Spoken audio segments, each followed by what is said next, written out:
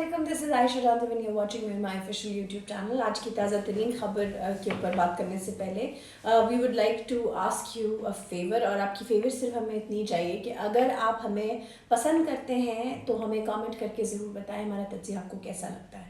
आज हम बात करेंगे एक तकर्री हुई थी नून लीग के दौर में अताउल हक कासमी साहब की, और उसके ख़िलाफ़ बड़ी आवाज़ उठाई गई थी और उस केस में बहुत करप्शन के भी इल्ज़ामात लगे थे अताउल हक कासमी साहब पर, और कुछ सबूत भी पेश किए गए थे, कुछ अद्वियात के बिल्स भी थे जो पीटीवी के खाते में डाले गए थे, नौकरों की तनख्वाहें वगैरह वगैरह। तो सुप्रीम कोर्ट ने इसके ऊपर एक फ़ैसला दिया था और उसके बाद अताउल हक कासमी साहब को हटा दिया गया था। उस फैसले को आप समझ लें एक प्रेसिडेंट बना दिया गया था कि इसके बाद जब भी कोई तकर्री होगी, चाहे वो एमडी पीटीवी हो, चाहे वो चेयरमैन पीटीवी हो, उसका ये प्रोसेस है। हम ये बात क्यों कर रहे हैं? हम ये बात इसलिए कर रहे हैं क्योंकि नईम बुखारी साहब की जब तकर्री हुई, विच इज़ मैं एक पर्सनल पहले कमेंट कर दूं, नईम बुखारी साहब इज़ एन एब्सोल्यूट जेंटलमैन और उनके साथ मैंने काम किया है। He is a thorough professional और मेरा ख्याल है कि चेयरमैन पीटीवी के लिए उनसे बेहतर और मौजू कोई शख्स और हो नहीं सकता। अब हम आगे बढ़ते हैं। असल मसला क्या है इस हुकूमत का या किसी भी हुकूमत का? मसला ये होता है कि जब आपने किसी का आपका एक ठीक है, मैं ये बात उजागर करना चाहूँगी कि नईम बुखारी साहब और प्राइम मिनिस्टर साहब की बहुत दोस्ती है और बड़ी पुरानी दोस्ती है।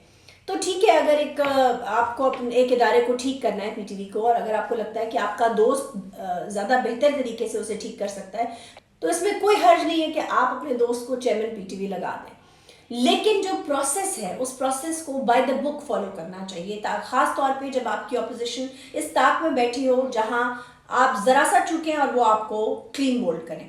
अच्छा, ये भी एक धचका है कि आज जब अतर मिनुल्लाह साहब की अदालत में एक केस गया और उन्होंने बार बार एक जुमला दोहराया कि आप लोगों ने, ब्यूरोक्रेसी को कहा गया, जो कि मिनिस्ट्री ऑफ इंफॉर्मेशन की तरफ से जो अफसर हाजिर हुए थे कोर्ट में, उनको बार बार अतर मिनुल्लाह साहब ने कहा कि आप लोगों ने हमें भी शर्मिंदा करवाया है और काबीना को भी शर्मिंदा करवाया है। बात यह है कि अतर मिनुल्लाह साहब की बात बिल्कुल दुरुस्त है। समरी बनाना या समरी को आगे फॉरवर्ड करना ये काम ब्यूरोक्रेसी का है। अगेन हमने देखा कि पहले भी इसी तरह की जब बाजवा साहब की एक्सटेंशन होनी थी तो समरी के अंदर बहुत प्रॉब्लम्स आई थी और बड़ी शर्मिंदगी हुई थी और बड़ी सुबकी भी हुई थी। इसी तरह अब जब नईम बुखारी साहब की तकर्री का केस चल रहा था हाई कोर्ट में, तो उसमें भी आपने देखा कि काफ़ी प्रॉब्लम्स फेस करनी पड़ी समरी के अंदर। अब समरी का प्रॉब्लम क्या है?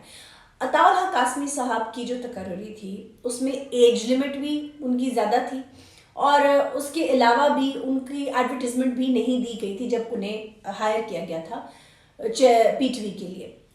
सेम सिचुएशन नईम बुखारी साहब के साथ रिपीट की गई है। मैं तो कहूँगी कि इसको जानबूझ के किया गया है। क्यों जानबूझ के किया गया है कि इस चीज़ के ऊपर ध्यान ही नहीं दिया कि एक प्रेसिडेंट सेट किया हुआ है सुप्रीम कोर्ट ने, तो हम उसे फॉलो कर लें।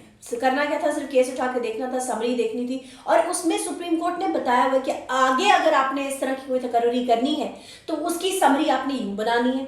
अगर एज लिमिट की रिलैक्सेशन आपको चाहिए तो उसकी जस्टिफिकेशन आपने यूँ देनी है। लेकिन किसी ने, वही बात है कि इस हुकूमत में कोई बॉदर ही नहीं करता, वही गलतियां दोहरा रहे हैं जो पिछली हुकूमतें दोहरा रही थी। इसका मतलब ये है कि तब्दीली वाकई ही नहीं आई है।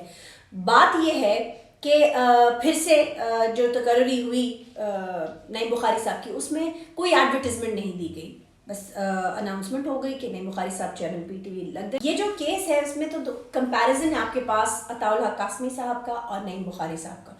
ये एक बड़ी ही सिंपल सी चीज़ थी। असल में मसला ये है कि कोई शख्स जो काम करने की नीयत से आता है उसे काम करने नहीं दिया जाता। नईम बुखारी साहब ने आते साथ कुछ रिफॉर्म्स किए थे पीटीवी में, और वो रिफॉर्म्स मेरा ख्याल है पीटीवी के लिए एक इदारे के तौर पर बहुत अच्छे थे। और वो क्या था?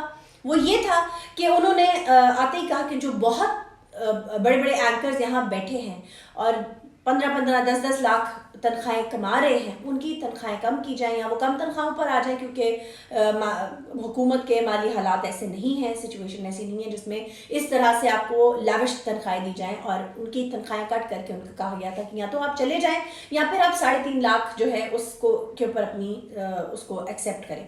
جب یہ آپشن دی گئی تو بہت سے لوگوں نے چھوڑ دیا، اور ظاہر ہے اس میں بہت سے لوگوں کو برا بھی لگا ہوگا اور ان کو پسند بھی نہیں آئے ہوں گے نعیم بخاری صاحب۔ بات واپس آ جائے، let's come back to what happen in the court today. بات یہ ہے کہ انہیں کام کرنے سے ضرور روکا گیا ہے، لیکن یہ بھی ساتھ کہا گیا ہے کہ سمری دوبارہ بھیجی جائے اور اس میں ایج ریلیکسیشن دی جائے اور اس کے ساتھ ساتھ اس کی جسٹیفیکیشن دی جائے۔ اور یہ بات باور کرائی ہے آج بھی کورٹ میں عطر ملنا صاحب نے کہ بیوروکریسی اپنا کام جو ہے وہ ٹھیک سے نہیں کر رہی ہے۔ وہ اس کا کام تھا کابینہ کو بتانا کہ سمری کس طرح جانی ہے، اس کو ایڈورٹائز کرنا ہے یا نہیں کرنا ہے، کیونکہ یہ جو کابینہ ہے اس کو شاید اس طرح سے اندازہ نہیں ہے کہ معاملات کو کس طرح کرنا ہے۔ اور حالانکہ عطر ملنا صاحب ایگزیکٹو آرڈرز میں اور ایگزیکٹو کے معاملات میں بہت کم مداخلت کرتے ہیں، لیکن یہ ان کی مجبوری۔ سوال اب یہ ہے کہ آگے چل کر سمری دوبارہ جائے گی، کس طرح سے بھیجی جائے گی اور کیا فیصلہ ہوگا، اس کے لیے you have to keep in touch with us. Thank you very much. Comment کر کے ضرور بتائے گا what you think about us.